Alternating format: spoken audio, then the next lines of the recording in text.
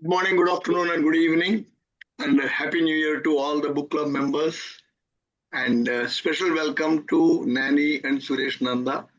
So we are now becoming stronger and stronger, and looking forward to their participation, active participation in the months to come. So with that, we'll get onto the train. And before that, we have one interesting task of wishing Abdul a happy new year. Oh, Arvind is not able to join us. Yeah.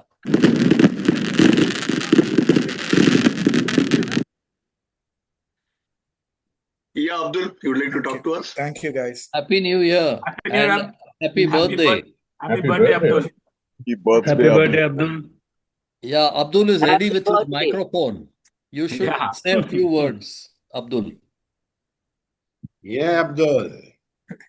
What can I say? I'm so happy to be part of this group. And as I have said many times before, the 2 years in Calcutta were the happiest in my life. And Go. meeting all of you guys once again makes it feel so good. So thank you. And this year I'm finally planning to retire. Wow. So this summer I would Wonderful. finally stop torturing my students. It's unpaid news in New York Times. They'll miss you. They'll miss you, Abdul. Okay, so with that, we'll start our session. And this is our curtain raiser.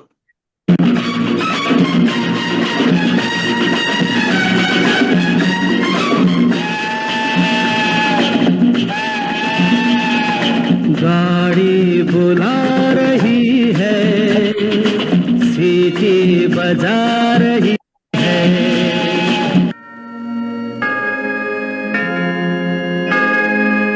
आते हैं लोग, जाते हैं लोग, पानी के जैसे रेले। आते हैं लोग, जाते हैं लोग, पानी के जैसे रेले। जाने के बाद आते हैं यार, गुजरे हुए वो मेले। यादें मिटा रही हैं, यादें बना रही हैं। गाड़ी बुला रही है, सीटी बजा रही है। गाड़ी बुला रही है, सीटी बजा रही है। Lovely song. Lovely, great song. Yanks. Go with the theme. Okay, over to Rajesh you. Khanna movie, right? Yeah. I know it's a Dharmendra movie, Mhm. and it's also apt celebrating Dharmendra.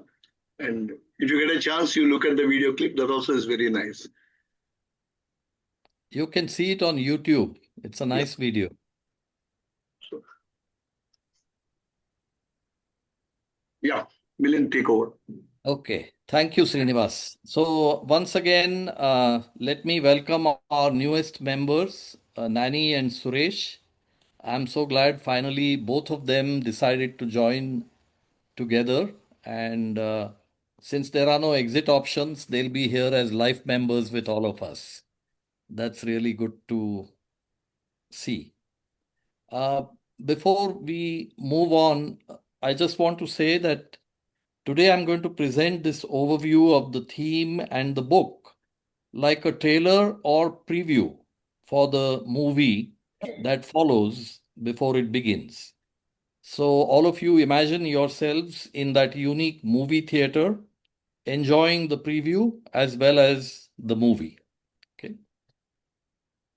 So travel has, to say the least, often appeared as an adventure into the unknown for me. This appearance helps me enjoy the travel experience as a stimulus for the immediate future. Tharu's earlier travel in the Great Railway Bazaar may have been an original experience in this sense that it stimulated his immediate future. It also helped him gather material for that book, which established him as a worthy travel writer read very widely. Most travel writing appeals to us as a cornucopia of good, vivid memories. Ghost Train to the Eastern Star, on the other hand, is a reliving of an earlier experience many years later. Inevitably, the Earth has spun itself around more than 12,000 times during the 30 plus years between. With each spin, this world has changed, and it continues to change beyond the writing of the book that we've read. Think of this train as a ghost from memories in the past, or the traveler as a ghost coming out from his past journey 3 decades earlier. To share one vignette from the book, Tharu introduces the Eastern Star like this: walk forward, walk anywhere in Istanbul, and you approach water splashing at the edge of the city, which is spread across 3 distinct promontories. Across the Sea of Marmara, dappled with raindrops this afternoon, past the ferries and cargo ships and fishing boats, those silhouettes of battlements and villas, is the shore of Asia, the twinkling edge of the Eastern Star. Paul Theroux has arrived in this beautiful city to meet Orhan Pamuk and Elif Shafak, well-known authors from Turkey. As he travels deeper into Asia, Theroux meets other eminent authors along the way as well. Gradually but vividly, this ghost train to the Eastern Star reveals itself like a look at yourself as we move through our lives, getting older, but hopefully growing wiser, and feeling younger as the book relives its past journey from 1975 after almost 33 years. This book that keeps you engaged, most times even enthralled, as you chug along from one train to the next, one country to the next, and from one continent to the next. Now that I've planted enough in your minds about the book that we read, let's get into this book deeper with 3 really remarkable reflections from Nidhi, Ajay, and Shankar in that order. Thank you, and over to Nidhi for her reflection.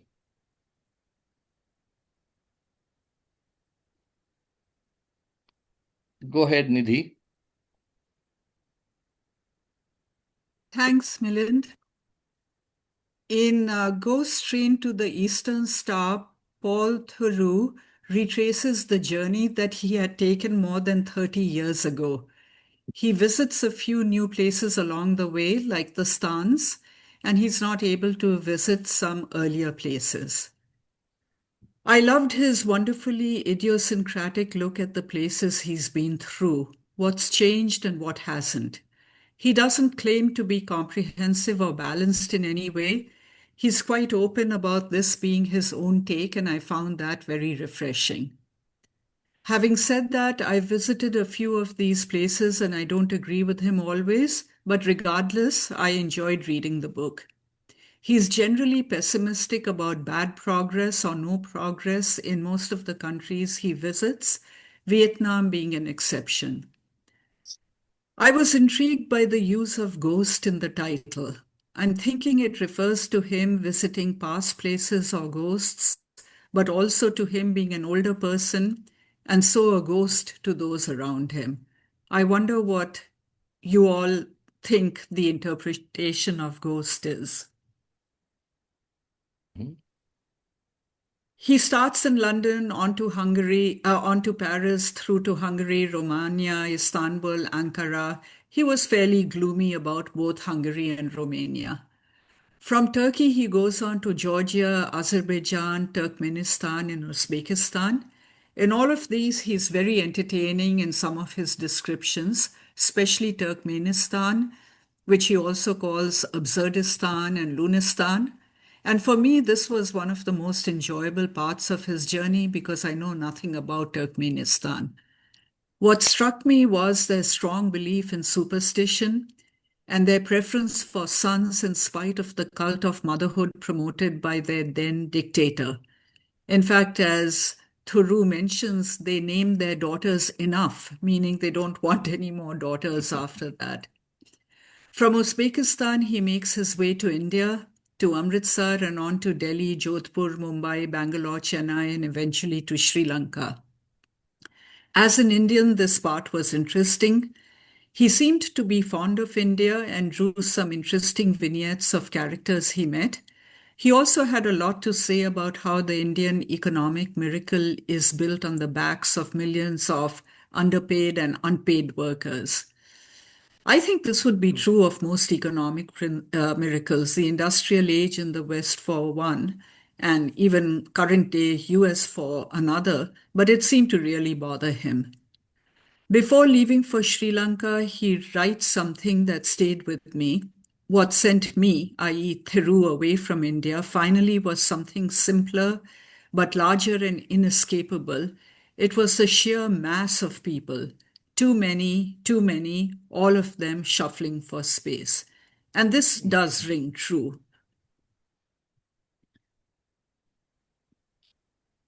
In Sri Lanka, he meets Arthur C. Clarke, and that was a pretty interesting description of a person who's almost losing his grip on reality. He loves Sri Lanka, and from there he goes on to Myanmar, Thailand, Laos, Cambodia, Vietnam, Kunming in China, Malaysia, and Singapore. While he's merely depressed about all these countries other than Thailand, he savages Singapore as a police state, an open-air jail, etc. He's impressed by Vietnam's progress and humbled by the lack of Vietnamese animosity towards Americans. He next goes to Japan, where he describes a lot of bizarre facts. Actually, throughout his book, he seems to have a keen interest in red light districts and prostitutes. I can see how this adds nice color to the book, but is this an unbiased or comprehensive view of local society? So take it with a grain of salt. I liked his references to writers and books about the places he visits, from Orhan Pamuk and Elif Shafak in Turkey, though he makes the comment that Elif Shafak's beauty so distracts him that he can't focus on her words, onto Haruki Murakami and Pico Iyer in Japan. Along with the vignettes of different characters he meets, I found this aspect of the book even more interesting than his description of places. From Japan, it's on to Vladivostok, and then he traces journey back on the Trans-Siberian Express to Moscow and on back to London via Western Europe. So reading the book was a lot of fun, but one overwhelming feeling on me was also a little bit of jealousy. The freedom with which he was able to travel as an older white man, I don't think any woman would be able to do so. Too many things to worry about: physical safety, security, access to people, and so on. But we can all dream, and it was fun to read his book. I'm glad he got to take his repeat trip, and he produced a very readable and good book out of it. Thank you, Nidhi. I like the fact that you found the book a lot of fun, and the jealousy is understandable because it's not easy for women to travel the way he traveled across the globe. So thank you for that reflection. And with that, we move on to the second reflection by Ajay, and he is going to talk about the voice of the author and thoughts thereafter. Go ahead, Ajay. Thanks, Milind, and brilliant, Nidhi. Well, as always, very enlightening. I'll start with where you raised the question, the ghost train. And I thought the reason why you use the word ghost is primarily because he talks about it as a single journey when he's actually traveled through many trains. But then, I don't know. I never thought about it much more than when you actually raised the question. The book is under 500 pages, but that's deceptive because it's packed in penguin-style typeface, which makes it feel a lot denser. If that hasn't warned you adequately, let me say it bluntly. This is not a book for anyone in a hurry. In fact, it moves at the pace of the slowest train in the world. There are no plot twists, no dramatic cliffhangers, just a very long, slow journey. And since I had a deadline by Milland, I found it extremely difficult to finish the book within the time frame that I set myself. Theroux travels overland from London all the way to Japan, hopping onto trains across Europe, Turkey, Iran, India, Southeast Asia, and beyond. The trains are often unnamed, rarely fast, and sometimes almost meditative in their slow crawl. They don't just carry him across continents, they set the rhythm for the entire book. You feel every bump, every pause at a station, and every long stretch of rolling countryside. At first, I wasn't sure what his main objective was in writing the book. But it seems Theroux was actually retracing his landmark journey from the Great Railway Bazaar, exploring the massive political, social, and physical changes since that earlier trip over 3 decades ago. That explains the lack of strong characters or overreaching themes. Most people we meet are fellow travelers, railway staff, or border officials. Flashes of humanity glimpsed through a compartment window or over a ticket counter. You may never know their names, but you notice their gestures, their habits, and the tiny routine of life on the move. Passengers come and go as quickly as you might start naming them. The man with the hat or the woman that eats nuts is about all you can get to. And the places. Theroux paints landscapes and cities with care, from the cafes of Paris to the deserts of Iran, from the bustling Indian stations to the efficient trains of Japan. But it's rarely immersive in a storybook sense. You're always aware that you're looking out of a moving train window, seeing impressions rather than full pictures. The book makes you experience travel itself, the rhythm, the waiting, the observation, and the quiet reflection. You will see cities, deserts, and villages flash by so fast, you'll feel like you're watching the world's slowest but most scenic slideshow. The book is deliberately slow, sometimes repetitive, and occasionally you may wonder if it'll ever go anywhere. But that's the beauty of it. Theroux isn't trying to entertain you with drama. He's inviting you to move at the pace of his journey, to notice what most of us overlook when rushing. The lulls, the delays, and the small encounters are all part of the story.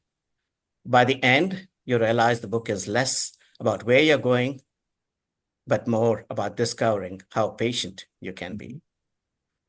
I personally enjoy train journeys, and perhaps I expected a different kind of travel book. Ghost Train to the Eastern Star asks the reader to slow down, savor the journey, watch people, observe every place along the way. Mhm.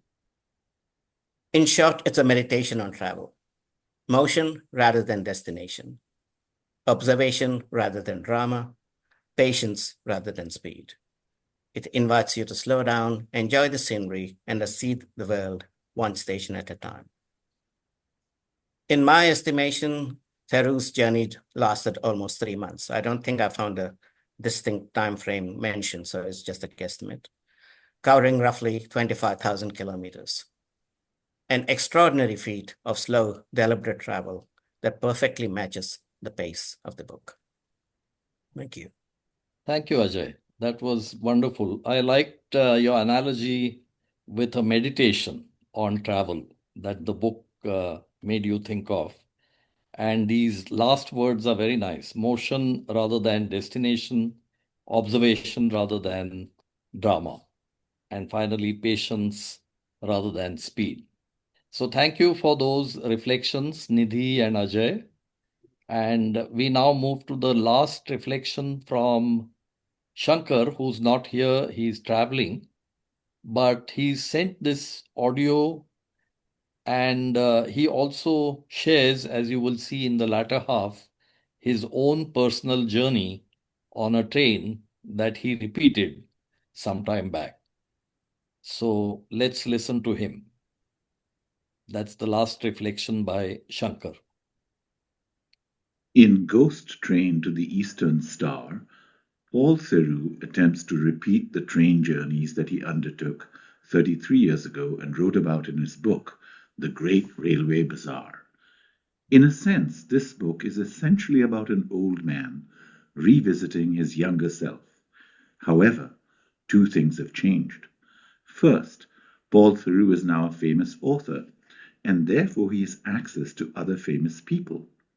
In Turkey, he is able to meet with Nobel laureate Orhan Pamuk and discuss Nvidia's shadow. In Sri Lanka, he has the unique privilege of lunching with the renowned sci-fi writer Arthur C. Clarke, who says that there is no second law, just as there is no three-legged llama.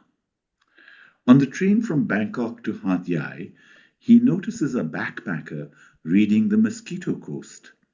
When she puts the book down, Paul asks her what she thought of the book, while informing her that he wrote it. At first, she is incredulous, and then she asks him whether he was inspired by the Poisonwood Bible. Paul has to politely inform her that his book was written in 1981, fully 17 years before Barbara Kingsolver wrote her novel. The second change is that the route that he and other hippies followed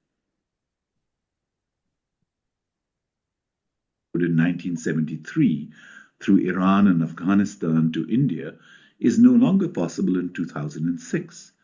And so he has to travel further north from Turkey into Georgia, Azerbaijan, and Uzbekistan before catching a flight from Tashkent to Amritsar. But once he arrives in the Indian subcontinent, he is able to visit many of the same places he had in his earlier journey. I enjoyed his description of New Delhi railway station as he alighted from the Shah-e-Punjab Express. He describes Delhi as a great horizontal city with no skyscrapers but many tombs, domes, monuments, etc., wreathed in the vapor that had a human smell. Many of us have had similar experiences to the one Theroux had with Mr. Kapurchand, CA, on the train from Jodhpur to Jaipur, whom he describes as the perfect traveling companion. The theme of an old man revisiting his younger self is most poignant when he visits Kanda Craig in Pien Ulwin in Upper Myanmar. He asks after a Mr. Bernard, who he had befriended on his first visit. Sadly, Mr. Bernard has passed away, but the hotel is now run by his children. And of his 9 children, only 2 had married, and Paul speculates that their closed culture as Catholics of Indian descent among Buddhist Burmans had led them to remain stubbornly single. Paul learns that his writing has attracted many tourists to visit and stay at the hotel over the past 3 decades. My most recent train journey was from London Paddington to Reading. It is a very short journey, but one that I regularly undertook in the 1990s. So it was interesting to compare my recent experience with my recollections from 30 years ago. Emerging from the tube and entering the cavernous Paddington station, some things have not changed. The giant Great West Railway displays feature familiar names: Exeter, Plymouth, Taunton, Cardiff, and Swansea. I find a kiosk and navigate the menu options to procure a ticket. Boarding the train, I hear the announcement: Welcome to GWR service to Bristol Temple Meads, stopping at Reading, Didcot, Swansea, Chippenham, Bath Spa, and Bristol Temple Meads. Off-peak tickets are not valid on this train. The announcement is so familiar that it seems like only yesterday. Smoothly, the train slides out of the station, building up speed as we quickly race through all of the Piccadilly line tube stations. We speed alongside the old Heathrow Express and then whiz past the brand new Elizabeth line train traveling in the opposite direction. The Elizabeth and Extended Jubilee lines have transformed London commuting in recent years. After passing the Thames Valley Park high-tech office complex, the train slows down gracefully and halts at Reading. The doors click open, and I step down onto the platform to discover that the station has been modernized. New escalators, a curved roof, digital displays, and a wide variety of food and beverage kiosks. On my return journey a few hours later, I have more time to observe my fellow passengers. Commuters are working on their laptops. In the 1990s, they would have been reading a paper document and making notes in the margins. Many of my co-passengers have their wireless AirPods and are listening to music or a podcast. Back in the old days, they would have used a Sony Walkman with wired headsets. A group of Arabic-speaking youth have a large number of suitcases. Perhaps they will catch the Eurostar train from St. Pancras, which in the old days, by the way, would have departed from Waterloo Station. In any case, everyone is on the move, going somewhere. I wonder where I will head to next and what my next long train journey will be. Great. I thought that reflection was personalizing the book the way Shankar did it. And during the open session, maybe others can share their own train journeys that you fondly remember.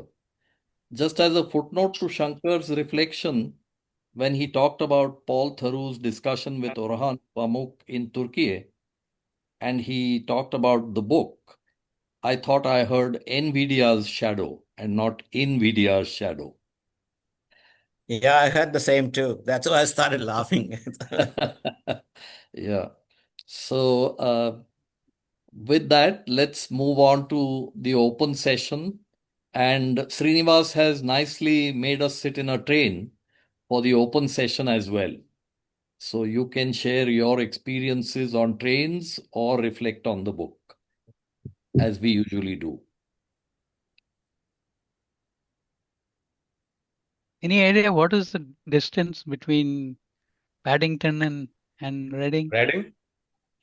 Yeah. Anyone knows? I don't think more than about 150 miles. Yeah. Oh, quite a lot. It's not a I think it's commuter about a train. 3-hour drive. So Yeah. Okay.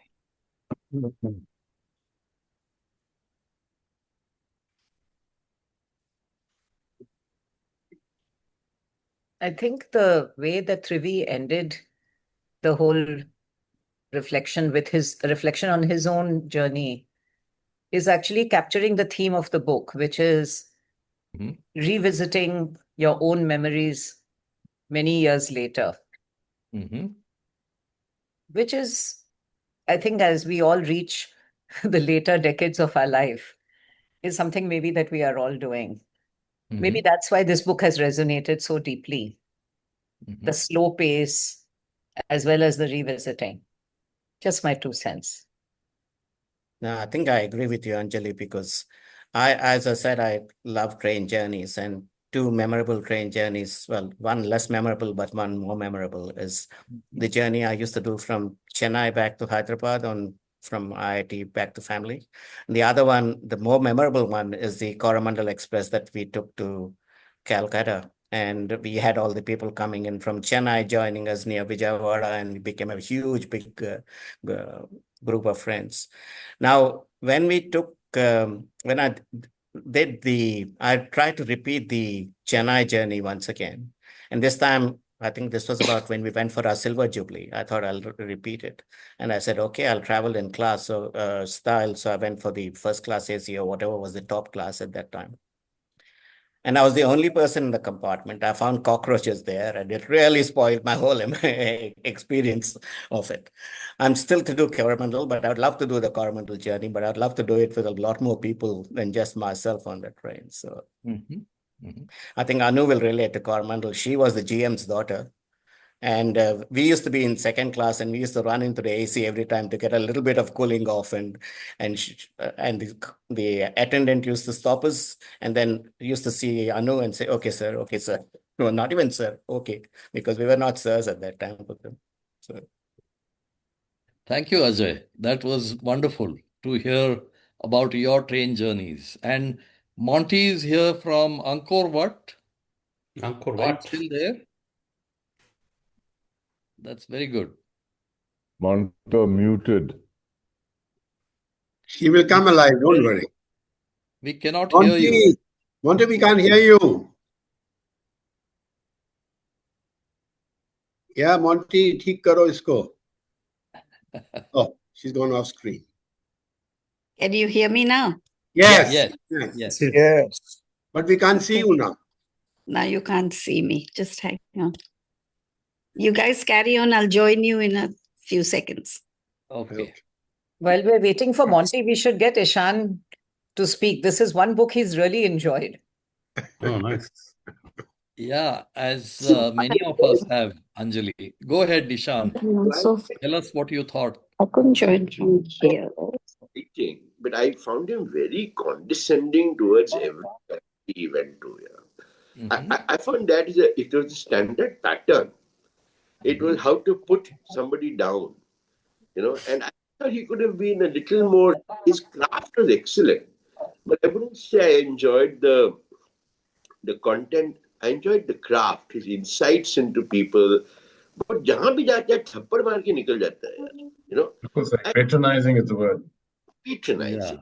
I think he was very patronizing, very condescending, very, very old British, to a certain extent. I found that a little disturbing, actually.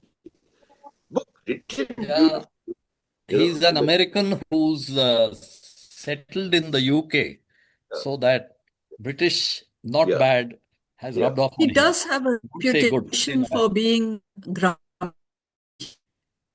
He's described as grumpy most of the time. He combines the best of both. Maybe he's just old. If you think about all the people who are old, they always say it was better in my days. You are not good enough. I can see things. That may have something to do with it. Years ago, I had read The Great Railway Bazaar when he was much younger, and that was also a pretty condescending is the word I heard here, patronizing, pessimistic view of most things. But suddenly he'll come up with something that makes you sit up and take notice and think that maybe he's not quite so patronizing. Like he described a scene somewhere in the middle of Siberia with ice and snow and horrible weather, an unheated music hall with just bare chairs, and the entire town had turned out in all their finery to hear this visiting orchestra. They can either see me or hear me. They're asking me questions the and I'm cultural not able to. enthusiasm of these we can hear you, Monty. in the middle of nowhere. So sometimes he says things that are, but by and large, he's grumpy, whether because of old age or what. Yeah, Nidhi, on the other hand, I think, there are certain things that he brings out which you wouldn't associate with India. For example, the ice house that he talks about in Chennai. In Chennai, and the transportation of ice all the way from Massachusetts to Chennai, which I knew nothing about. And then last but not the least, that the ice came from Walden Pond, and Henry David Thoreau had a comment that this is pure ice going from Walden Pond to mingle with the water of the Ganges in India. Yes. So those kind Yeah. of details are Yeah. very good in the book, Yes. in Yes. various And locations. very unexpected. Yeah. In that, he says that Vivekanand had sent one of his monks and he called him Ramakrishna. Now, you know, traditionally we all thought Vivekanand was Ramakrishna's disciple. So I looked it up because I said, how could he have made a mistake like that? But it seems that there was a monk with the name Ramakrishna something or the other who actually had been sent by Vivekanand to Chennai to try and spread the word in southern India. Right. So the guy does his research. I don't think don't know he's what making workplace mistakes. that is. He does his Absolutely. research. And Nidhi, think Absolutely. about the way he In describes fact, Turkey. the Nobody Ice says Joel House from browser. later became Vivekananda Illam, Memorial. which I Right. believe is Yeah. Vivekanand's house, right? Yeah. Yeah. So, Yeah. It's the place where he stayed when he came to Chennai, Vivekanand. When he came to yeah, Chennai, he stayed in Vivekananda house for. correct. For me, I I think also it thoroughly was enjoyed a his revelation of conversations with P. Burma, Iyer. which I thought was a big black box for me, and his description of Burma, and especially of that family, the Barnard family, and up the mountains in Burma was quite unique in my opinion, and it's almost Yeah. what made me want to make the effort to go and see this place. Yes. On the border of China. Absolutely. If a travel You have to look up the writer can dictionary. get you to, do that, then whether he's condescending or not is immaterial. I mean, he's performed the Yeah. function for which he actually writes his book.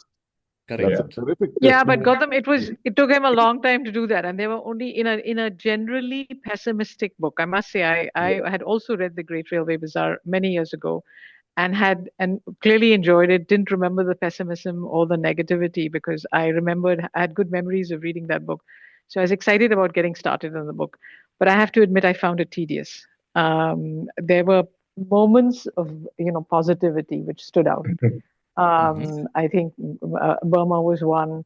Vietnam, the way he talked about the people of Vietnam was, those were some softer, gentler things that I appreciated. The rest, I did find him a little tedious. And some of it is probably under your right old age, and you don't think, don't see things as positively as you did when you were younger. The only place he really made me want to visit, oddly enough, was Turkey. But I mean, it was dark. The rest of the book, and I think Ajay had said earlier, it's not a book you can read in a hurry because so that's why I was a little disappointed because I had very high expectations, and then I didn't actually, I didn't get the what was he trying to achieve. I don't think he was trying to make us go and visit any of these places because very few people, based on his descriptions, which were generally, on the darker side, would make you want to go and visit. So I wasn't quite sure until I got to the middle of the book what was the purpose, or it was just his own. He was indulging himself in some, memories and going back to a journey that he'd been to before. But there were some parts of the book, very few actually, which were more upbeat and optimistic and joyful. The rest of the book, yes, if you're traveling in third class, you're not going to see a lot of you see some really wonderful people, but you do see sort of the underbelly of a lot of things. And his fixation with going to see prostitutes in every city, that was kind of like whatever. It was odd, very odd. Yeah, it was odd, and it was like it was not it was not interesting. It was not enjoyable, and it actually it was enlightening in terms in the sense of telling you what life can be Almost like. sounds like dirty old man. Yeah. So. What Nani said just now reminded me of a quote we see on the back cover of the book. It says, "Ghost Train to the Eastern Star is a brilliant chronicle of change and an exploration of how travel is the saddest of pleasures." And that saddest of pleasures is something that this pessimism is connected with, I think. Because on the one hand, he travels by train, so he gets to see every country at the common man's level. He doesn't sort of go 30,000 feet up and look at the good things about countries. He's meeting people every day, day in and day out, and trying to understand what this society is made up of. But yeah, your point is well taken that he could have made it a lot more joyful. More balanced. I think We're not he's, saying. Yep. Sorry. Hey. Go ahead, Monty. No, I think the book starts itself on that note where he says, you know, travel is, I mean, what is travel all about? It's just a chronicle of, you know, your memories, and you're putting it all together. And I think I felt we have to, I actually really like the book. And I have visited these, like right now, I visited Ho Chi Minh after 23 years myself. So I was last there in 2003, and now I'm here in 2026. So it's not just the travel part that I was looking at, but at the change in society that I was picking up from his narration. And I thought he was quite descriptive about I could see in these 20 odd years the difference in society, in the people, just the streets. You looked at the streets, you could see the difference, the people, their behavior, all of those things were the aspects that I liked about his book, not just the travel part of it. And I think also that- enjoyed the book. It's very well written. It's very readable. The other good thing I felt about the book was because each chapter was restricted to a particular area, you didn't have to read it in a chronological order. I knew I was coming to Vietnam and Cambodia, so I jumped and I said, okay, let me explore that part of the world. Singapore one has been many times, so I actually really enjoyed the section on Singapore. And I'm surprised that with all the things he said, he's not behind bars. But, you know, I was talking to a few friends from the elite level in Singapore, and it was interesting. They pretty much had similar views, but it was interesting how no one speaks about it. You know, and he had a very bitter experience in Singapore. He taught there for a while, and I think he had to leave because of his outspokenness. So there is a certain degree of personal bitterness that he feels. Yeah. And but overall, Monty, I don't know if you would agree, but he is sympathetic towards the underbelly typically and critical of the well-to-do wealthy. But what percent of any society does the well-to-do form compared to the underbelly? Very small. Exactly. And he's critical of them. So I just think I think he's a bit of a drama queen, frankly. I think all his vituperation about Singapore was because his previous book was banned there, and he didn't have a happy time when he was teaching English or whatever at one of the universities. He's got a very, he's a very sensitive man. I mean, that's how he is. Fair enough. He had a big falling out with Naipaul as well. So, it's fun. What I liked about the book also was that it sent me to the dictionary at least 5 or 6 times to look up the meanings of words that he many used. new words. Many new words. So that was interesting as well. And narrative style was really nice. Like he sent you to the dictionary, he sent me to look for the books that he mentioned. So many books he has mentioned. So many authors and books I was not even aware of. So there are at least 100 books one can read by reading this one book. Actually, when he So started true. I was the not journey, familiar with Elise Shafak before, but now I'm going to find her books. Yes, yes, she writes very well. But I mean, he's very honest. How many people would admit that they were so distracted by somebody's good looks that they couldn't focus on what she was saying, even though she's a brilliant writer? I thought that was very honest to put that in print. Not many men would admit that. Yeah, the fact that he went and met all these eminent authors across different countries, absolutely. that was Brilliant. fascinating to me. Fascinating. But, initially I thought he's just on an unplanned journey where he is going to play it by ear. But then slowly you realize that there were talks, there were lectures, there were meetings with authors. All of that was very intentional as he went from one location to the other. Right. That's right. And that was very insightful. Yeah, Suresh here. In fact, what I really liked about him is I think he has initiated personally me back to train journeys, that so many travel that we do, like landing in plane and then, organized by travel agents. I think we don't really see things in the real perspective. At least if possible, I'll try to do some more train journeys and remember whatever has happened. But I think he has not been so critical either, because I think for Cambodia, he says dignity despite poverty. And this is something which I always see in many places. In fact, poor people are often more dignified than the rich ones. I think there are some lot of positive observations also. Yesterday, I just wanted to share a little experience I had yesterday. We are in Cambodia at the moment, and some of you who have visited would have obviously done this whole boat ride to the to that village. Tonle Sap, what he mentioned there, I Tonle had Sap Lake. gone to a similar one in Brunei, and this one was of a different level of the poverty and all that we're talking about. But there was just so much joy. I could feel the joyous energy in that village. Children were playing, children were happy.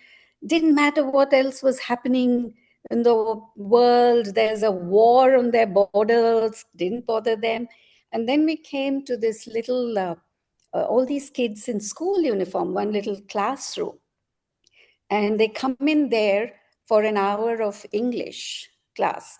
So that there's a teacher, and as soon as we walked, they all stood up and said, "Hello, how are you?" And they're just practicing their English. And so, of course, the teacher in me, I was like, "All right, so do you like English?" "Yes, thank you." "Do you like maths?" "Yes." "Okay, what's 6 times 7? Huh? Oh dear, that was just so nice to see this bunch of kids being educated in the hope that their future is going to be different from what their parents' life has been. Yeah, it was. But the what Suresh just said about dignity despite poverty, you just feel it in Cambodia. So much in the streets, everywhere. Contrast it to what I saw in Vietnam, neighboring countries, but the difference in culture is just unreal, amazing. But didn't he also talk about the spirit of forgiveness in the Vietnamese, given what the Americans put them through? And resilience. Exactly. Resilience, oh my God. But in that, because they have fought to come back, there is that, there is politeness and all of that, but a little bit of aggression is still there because there's been that fight. Cambodia has not even fought to come back. They just, living at that below average level without much desire even to fight back. I think it's also got to do, Monty, with the religion. The religion has a lot more influence in Cambodia rather than Vietnam. True. The Buddhism is possibly